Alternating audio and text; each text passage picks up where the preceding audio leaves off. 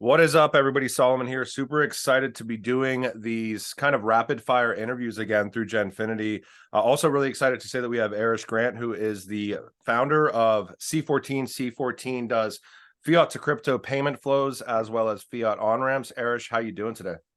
I'm doing great, man. Thanks for having me on the. Thanks for having me on. 100%. I always like to kind of start these with a little bit of an introduction. So, if you could give a background of yourself, kind of what brought you into the Web3 space, that'd be fantastic to kick us off.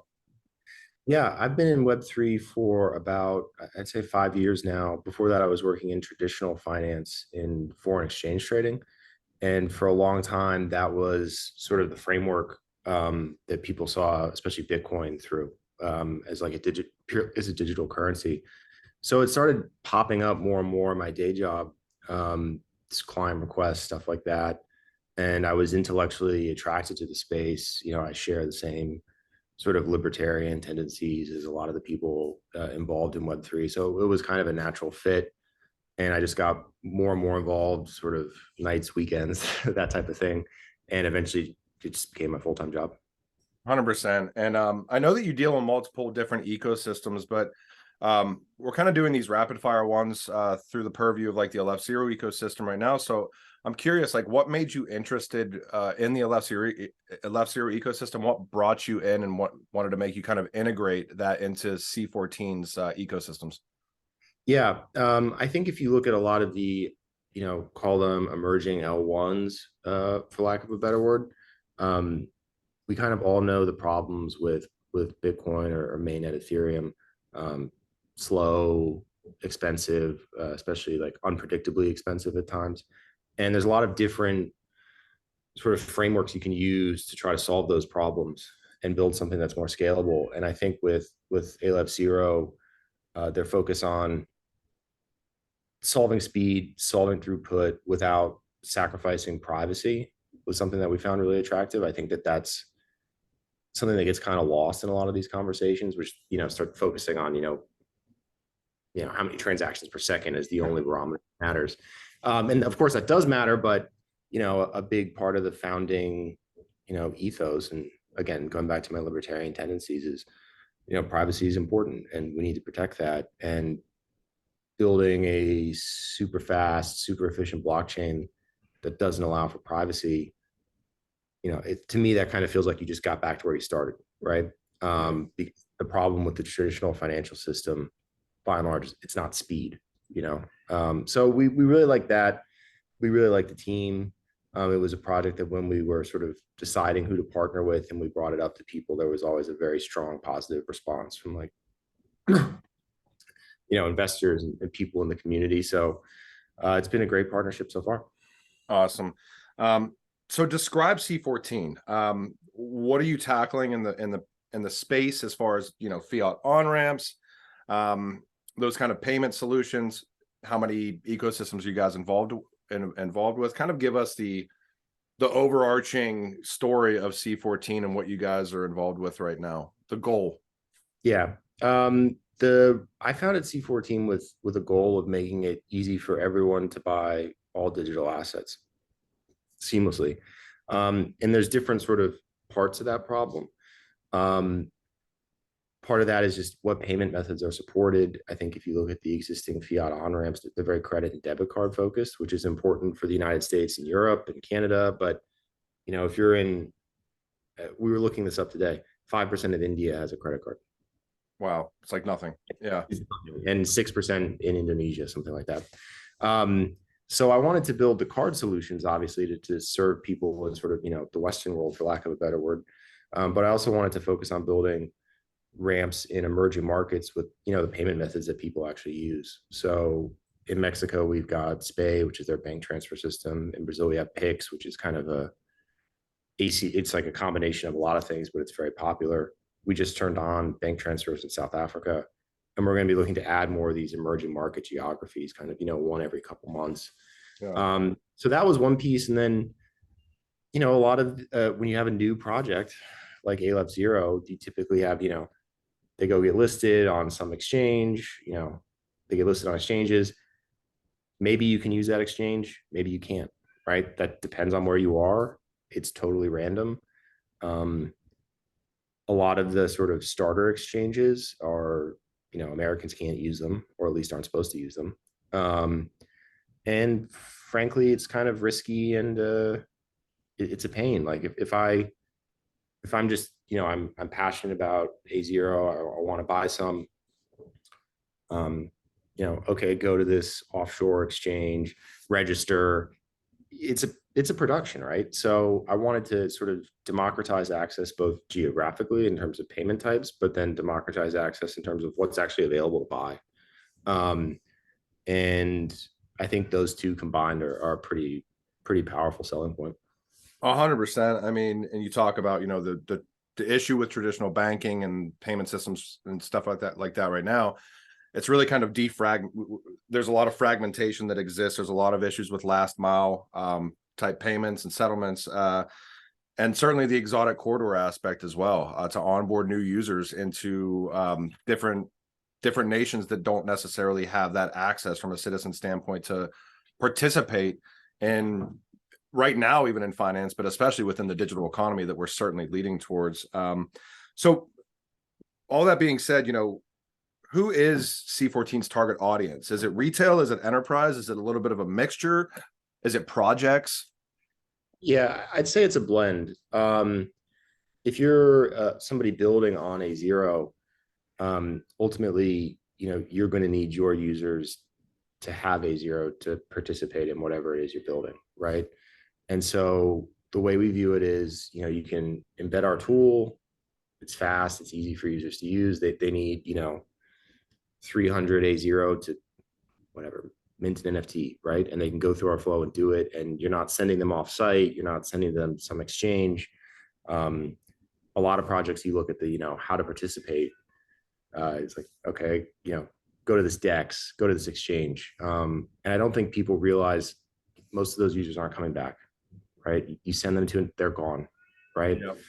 And I think it's less important. I mean, it's less of a bear market now, but it's still a slow market, and every user counts, right? So I think if you're a project building on azero, we can be a valuable tool. And I think if you're, just an investor, that an individual that is passionate about azero and wants to hold it and wants to participate and do whatever it is you're going to do, you can just come to us directly, of course, as well, and buy too. So it's a mix of both, projects and individuals. Awesome. And I always kind of like to ask as well, like what differentiates what you're doing with C14 with other competition out there that you're facing? I mean, there's a lot of kind of fiat on ramps. There's a lot of kind of people tackling the payments and onboarding issue right now. So if you could maybe just describe, what do you think does set apart, what you guys are facilitating versus maybe some other competitors out there? Yeah, there's a couple things. I think, there was obviously a wave of initial, sort of the initial fiat on ramps. I was the head of business development at Wire before I founded C14. Oh, wow. I've been in the space for a while. And I think if you look at what problems they were trying to solve, it's different from the problems that exist now. And so one of the things that, one like really easy thing is like, we do instant delivery, right? So if you go to a lot of wallets and you say, okay, I want to buy, whether it's azero or whatever, you get this notification of, hey, this might take 30 minutes. This might take 2 hours. ACH like 3 to 5 days. Debit card on Coinbase is what, 20? I think debit card might be instant, but yeah, still, I get your point. Please continue. Sorry. So it's instant delivery. You buy it, you have it, it's in your wallet. You can do whatever you want with it. So I think that's an important distinction. And then, if you want to buy Bitcoin, right, or ETH or whatever, there's lots of ways to do that. I think if you're talking about a zero or something, a smaller project, there just aren't as many, right? And we want to be there earlier on, which I think we've done a good job with the Aleph Zero ecosystem. And then finally, just to sort of bring it all back, if you're in Mexico, it's very hard to get anything, right? Or South Africa. Before I was at Wire, I was at Paxful, which at the time was the world's largest peer-to-peer Bitcoin exchange. Oh, wow. Okay. Very popular in emerging markets. And we saw a tremendous amount of demand for Bitcoin in places like Mexico, Brazil, South Africa. And they were using this peer-to-peer system, and peer-to-peer is not you use that when you have to use that, right? It's difficult, it's risky. So I thought, hey, if I can kind of build a user experience that's Western Web 2 e-commerce speed combined with local payment methods, that could be a powerful tool for onboarding these people, because the demand is there. It's just hidden in these corridors that people aren't used to looking at. Yeah, 100%. No, and kind of moving forward, what partnerships or collaborations have you guys made thus far within C14? I know I asked about ecosystems before. How many different ecosystems do you deal in as well? We're active in several. Obviously, Aleph Zero. We do a lot of work in the Hedera ecosystem, which is taking a very different approach to solving these problems than Aleph Zero is. We work with a lot of just sort of Ethereum projects. We recently added Arbitrum, ZK Sync, Binance Smart Chain, obviously, and we're sort of looking to expand out from there. That's awesome. And then, partnerships or collaborations that you've worked with, is it kind of just ecosystems proper, or is it projects within ecosystems that are interested in leveraging your guys' services as well? Oh, we're mostly interested in talking to the projects. So, Aleph Zero is still new, so the ecosystem is still developing, right? But we're working with, you can find us on Panorama Swap, you can find us on Art Zero, A0 ID. They're still in testnet, but once they're live, we plan to sort of roll out integration there, where you can buy directly to your A0 domain. Yep. So any projects building, we'd love to talk to them. The more projects, the better, right? 100%. As far as like team, and backgrounds, how big is the team right now? Or, what other organizations do you work with for compliance aspects to make sure that you guys are doing things correctly through C14? Yeah, the team is really small. I'm the CEO. We've got two sort of principal engineers that I actually worked with at Paxful. So we Okay. sort of working on these types of problems together. And then, a couple other people besides that, 6 people, something. We work with a lot of third-party compliance tools. Compliance is obviously really important. For something like C14, it's a little bit different than probably a lot of the projects that are participate on these, where compliance is sort of actually the number one thing we think about. Not saying other people, but that Yeah. working in regulated financial institutions, like if you don't have all your ducks in a row on a compliance front, the whole thing's not getting off the ground, right? So we had to solve those problems early and invest pretty heavily into that. I'm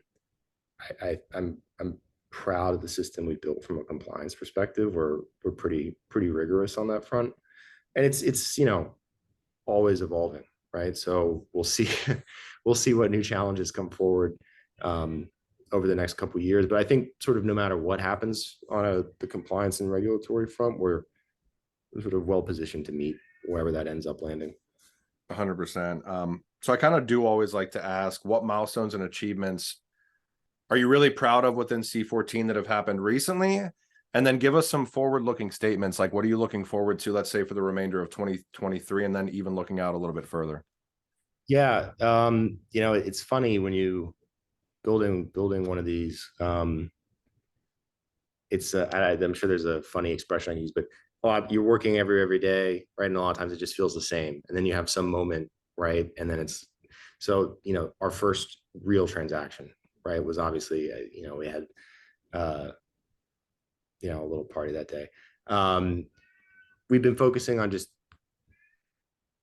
expanding the partnerships, getting more traffic through the door. It's a complicated machine. So if you've used C14 and you've maybe had a bug or something like that, we appreciate your patience. You got to work out all the little kinks, but it's getting leaner and faster and better all the time. And even in a